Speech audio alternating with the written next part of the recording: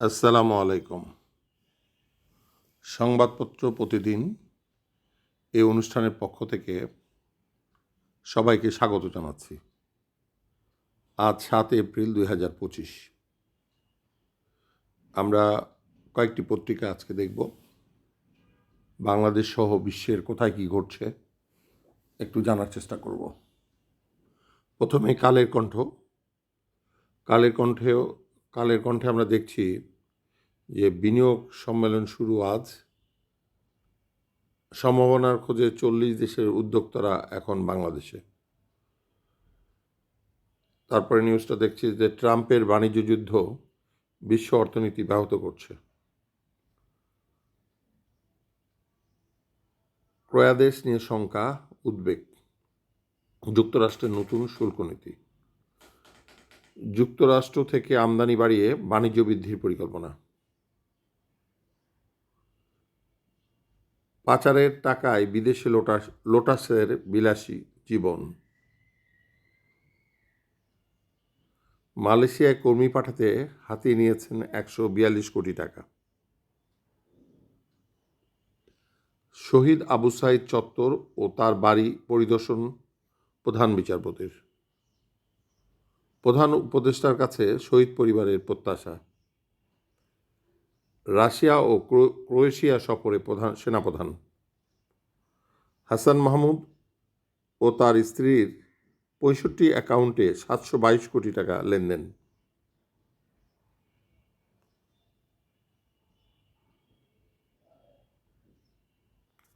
এসএসএফের সাবেক DG মুজিবুরের flat জমি জব্দ। ইসরায়েলি হামলায় গাজা এখন মৃত্যুপুরী। আওয়ামী লীগপন্থী 61 আইনজীবী কারাগারে, 19 জনকে জামিন।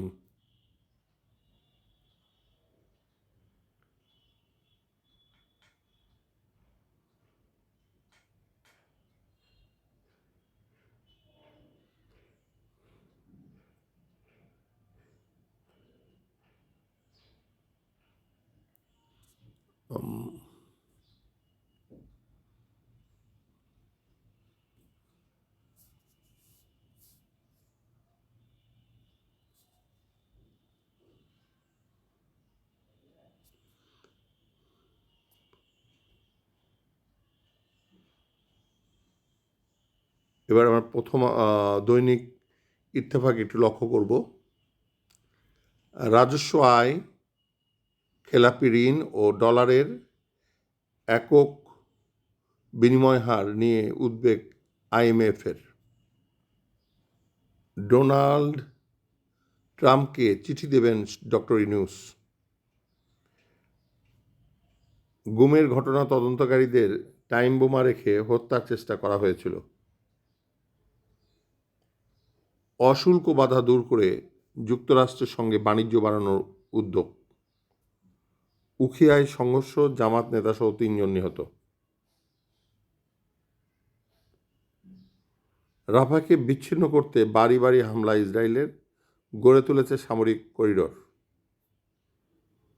রিজার্ভ বেড়ে 25.6 বিলিয়ন ডলার।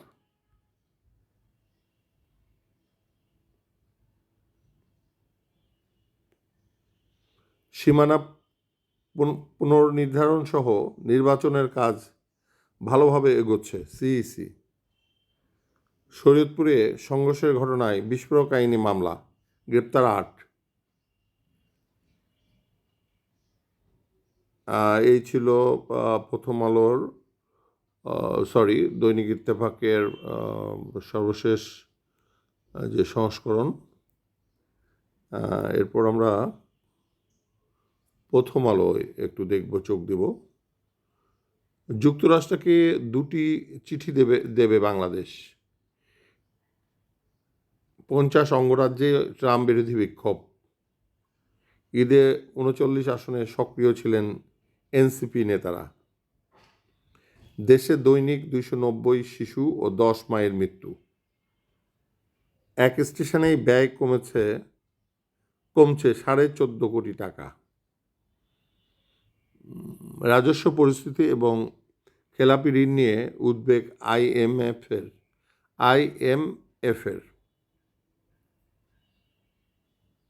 রোজার মাসে রেকর্ড $329 কোটি প্রবাসী আয়।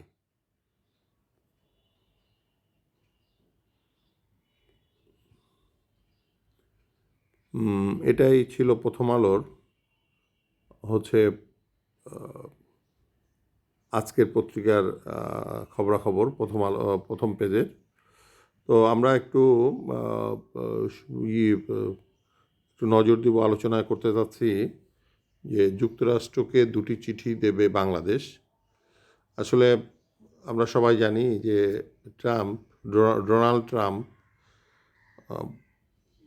বিশ্বের বিভিন্ন দেশের পণ্যের উপর, অর্থাৎ তাদের দেশে যে সকল পণ্য ঢুকবে, আমদানি পণ্য প্রবেশের ক্ষেত্রে শুল্ক আরোপ করেছেন।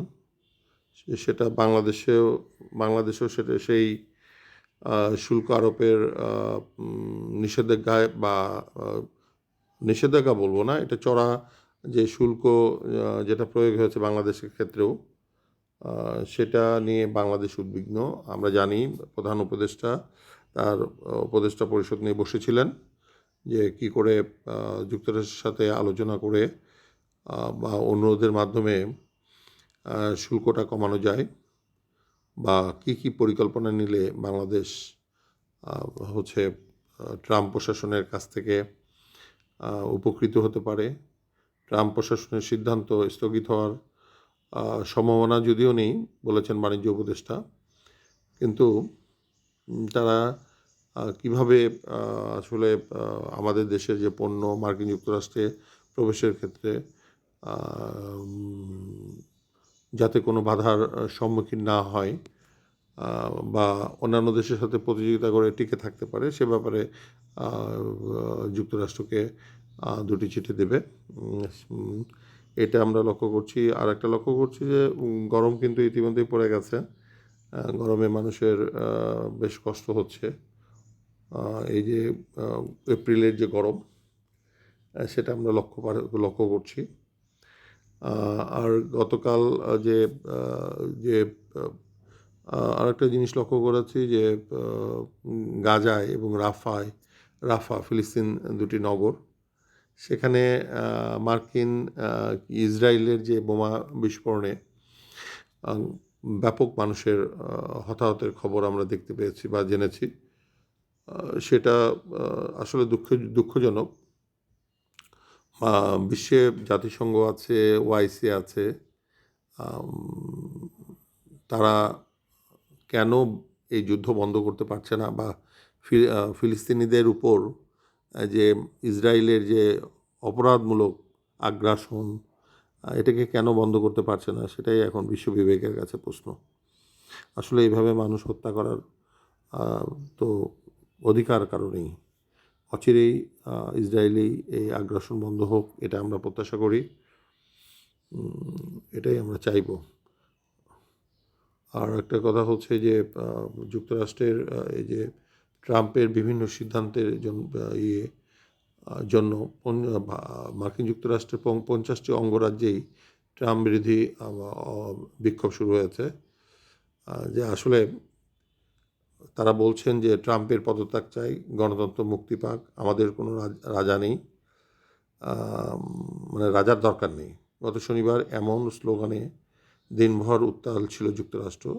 দেশটির প্রেসিডেন্ট ডোনাল্ড ট্রাম্প ও তার উপদেষ্টা ধনকুবের ইলন মাস্কের বিরুদ্ধে দেশটির 50টি অঙ্গরাজ্যের সব কটিতে বিক্ষোভ করেছেন লাখ লাখ মানুষ। আসলে মার্কিন প্রেসিডেন্ট যে সিদ্ধান্তগুলো ইদানিং নিচ্ছেন, সেটা মানুষের বিপক্ষে যাচ্ছে, বিশ্বের বিভিন্ন দেশের বিপক্ষে যাচ্ছে, যেটা আসলে মানবাধিকার লঙ্ঘন বা মানুষের চরম কষ্ট, সেটাই তার নীতিতে প্রতিফলন ঘটছে। সেখান থেকে আসলে ডোনাল্ড ট্রাম্পের বেরিয়ে আসা উচিত। তো যাই হোক, এই ছিল আজকের বিভিন্ন পত্রিকার খবরাখবর। সবাইকে আমার এই পেজের সঙ্গে থাকার জন্য ধন্যবাদ জানাচ্ছি। আসসালামু আলাইকুম।